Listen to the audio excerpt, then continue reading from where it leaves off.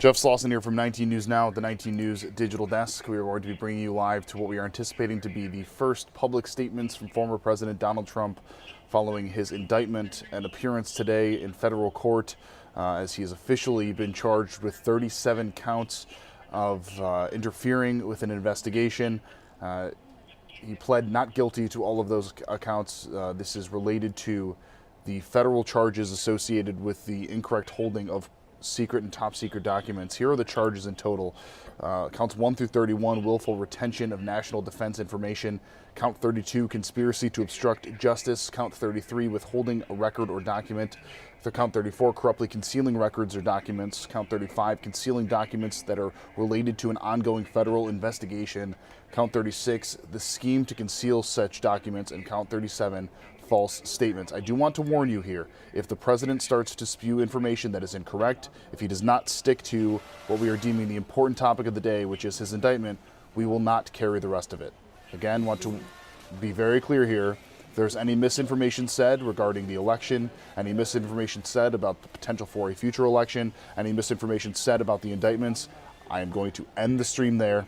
Very firm on that. This is, at least for my personal opinion here, we should be only covering this when it comes to what he might say about the indictment. Again, very clear on that. So you can see the president live there. Many are wondering if there's a potential for the president to still run, despite the fact that he is facing these allegations and these indictments. The fact of the matter is, yes, even if he is found guilty, he would be able to still run and receive the nomination and ultimately the presidency. As you see that he is simply standing. We're waiting for him to speak here while we wait for him to start to speak. I thought he was going to start speaking. I want to pull up again the federal charges filed against the former president, again, Donald Trump, facing 37 federal counts. This, of course, related to the ongoing investigation into the documents that the former president brought from the White House to his Mar-a-Lago estate, his private residence that doubles as a hotel. It does seem he's getting ready to speak now, so let's bring you live. Okay, we're actually going to wait. Never mind. So we are still waiting for the former president to speak. Here we go. All right, here is former president. To have you here. And today we witness the most evil and heinous abuse of power in the history of our country. Very sad thing to watch. A corrupt sitting president had his top political opponent arrested on fake and fabricated charges of which he and numerous other presidents would be guilty, right in the middle of a presidential election in which he is losing very badly. This is called election interference and yet another attempt to rig and steal a presidential election. More importantly, it's a political persecution like something straight out of a fascist or a communist nation. This day will go down in infamy, and Joe Biden will forever be remembered as not only the most corrupt president in the history of our country, but perhaps even more importantly, the president who, together with a band of his closest thugs, misfits, and Marxists, tried to destroy American democracy. But they will fail, and we will win bigger and better than ever before.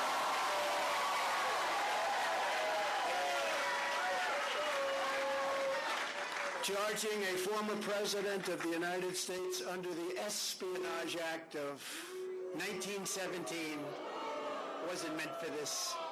An act for a crime so heinous that only the death penalty would do, and threatening me with 400 years in prison for possessing my own presidential papers, which just about every other president has done, is one of the most outrageous and vicious legal theories ever put forward in an American court of law.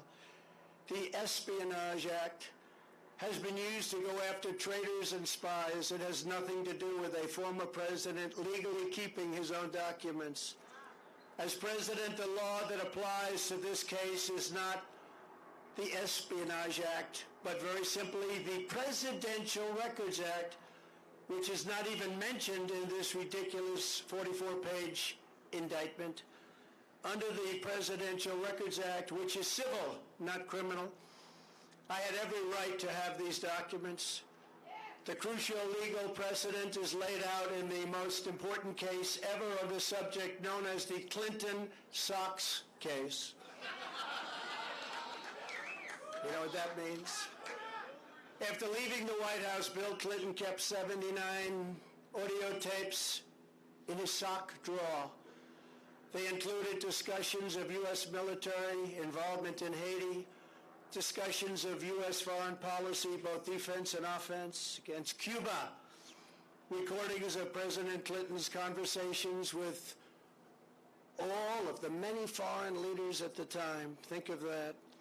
Sensitive facts about trade negotiations taken from presidential briefings, discussions with the Secretary of State about conflict in Bosnia, and much, much more.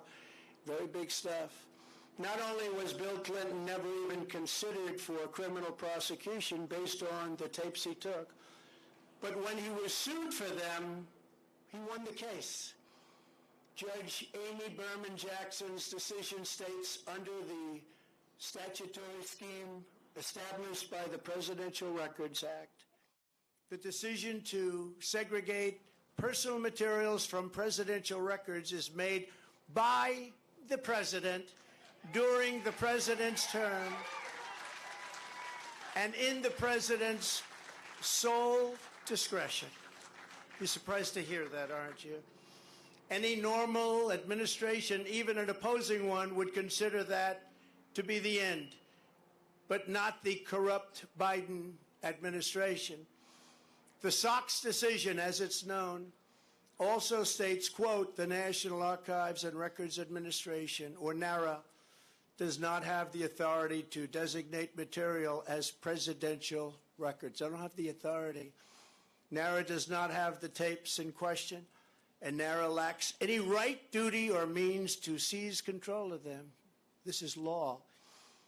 The president enjoys unconstrained authority to make decisions regarding the disposal of documents. That's unconstrained to make that decision. Neither the archivist nor Congress has the authority to veto the president's decision. The Presidential Records Act does not confer any mandatory or even discretionary authority on the archivist to classify records. Under the statute, this responsibility is left solely to the President of the United States. Think of that. That's the decision. Think of that. Now, just think of that. In other words, whatever documents a president decides to take with him, he has the right to do so. It's an absolute right. This is the law. And that is something that people have now seen, and it couldn't be more clear. They ought to drop this case immediately because they're destroying the country. And this is why no other president, even those who kept far more documents than I, has ever been even investigated, let alone charged with a crime. Because the sham indictment put forward by the Biden administration included staged photographs of boxes at Mar-a-Lago, many people have asked me why I had these boxes. Why did you want them? The answer, in addition to having every right under the Presidential Records Act, is that these boxes were containing all types of personal belongings, many, many things, shirts and shoes and everything. As can be seen in the picture where someone, not me, I wonder who it might have been, dumped one of the very neatly arranged boxes all over the floor. They were full of newspapers, press clippings, thousands of pictures, thousands and thousands of White House pictures. The White House photographers, some are with us today. They took so many pictures, and we saved all of them, and they were in those boxes. Clothing, memorabilia, and much, much more. I hadn't had a chance to go through all the boxes. It's a long, tedious job. It takes a long time, which I was prepared to do, but I have a very busy life. I've had a very busy life. They make it more busy because you're always fighting. And under the Sox decision, there seemed to be no rush. I wasn't in a rush because that decision was a law. The other picture that was so vile, you remember that one? It was angry and corrupt, was the photo staged by the FBI. And those that raided Mar-a-Lago, they were putting documents all over the floor. Remember that famous picture? All over, say confidential, said presidential, said all sorts of things. And it was supposed to be there like it was that way when they raided. It wasn't that way. They put them there, took the picture, and released it illegally to the press. They took my medical records, my passport, my birth certificate, and apologized. They even brought a safecracker. This is a professional safecracker they brought into Mar-a-Lago. And they broke into my safe, and you know what they found? Nothing. There was nothing there. Nothing there. And zero. According to the Presidential Records Act, which was a big deal, I was supposed to negotiate with NARA, which is exactly what I was doing until Mar-a-Lago was raided by gun-toting FBI agents. I have security tapes of it. I gave them security tapes of everything. In a flagrant violation of the Fourth Amendment of the Constitution, which protects the right against unreasonable search and seizure.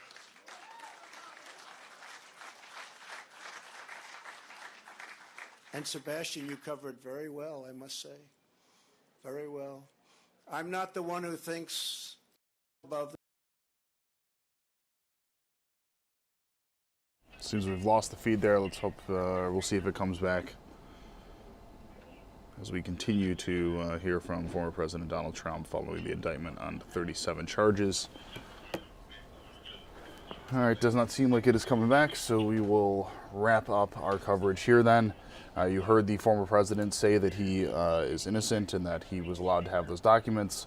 The court will determine that throughout the court proceedings. Much more on this story and many more tonight on 19 News at 10 and 11.